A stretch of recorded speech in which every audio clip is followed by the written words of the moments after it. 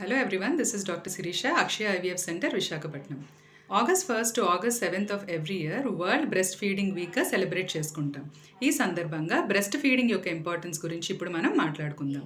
World health organisation అంటే WHO recommendation ప్రకారం baby delivery అయిన తర్వాత ఫస్ట్ 1 hour లోపు బ్రెస్ట్ ఫీడింగ్ అనేది ఇనిషియేట్ చేయాలి.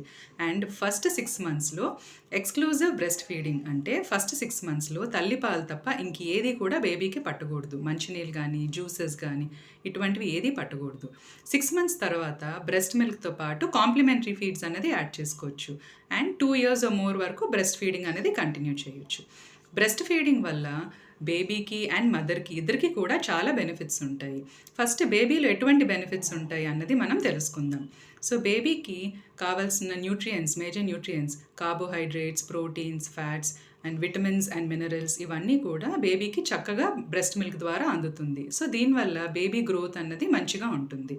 ఇంకా బ్రెస్ట్ మిల్క్లో యాంటీ బాడీస్ కానీ యాంటీ ఆక్సిడెంట్స్ కానీ కూడా చక్కగా ఉంటుంది. సో దీనివల్ల బేబీకి చాలా రకాల ఇన్ఫెక్షన్స్ నుంచి ప్రొటెక్షన్ ఉంటుంది. లైక్ రెస్పిరేటరీ ట్రాక్ట్ ఇన్ఫెక్షన్స్ అంటే ఊపిరితిత్తుల ఇన్ఫెక్షన్స్ నుంచి కానీ, ఇయర్ ఇన్ఫెక్షన్స్ నుంచి కానీ, చాలా రకాల అలర్జీస్ నుంచి కానీ బేబీకి ప్రొటెక్షన్ అందుతుంది.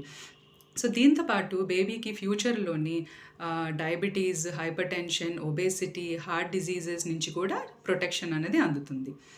ఇప్పుడు బేబీతో పాటు మదర్కి కూడా చాలా బెనిఫిట్స్ ఉంటాయి. మదర్కి ఎటువంటి బెనిఫిట్స్ ఉంటాయి?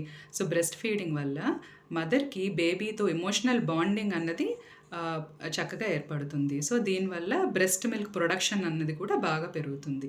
ఇంకా బ్రెస్ట్ క్యాన్సర్ నుంచి ప్రొటెక్షన్ వస్తుంది, ఎండోమెట్రియల్ క్యాన్సర్ నుంచి ప్రొటెక్షన్ ఉంటుంది.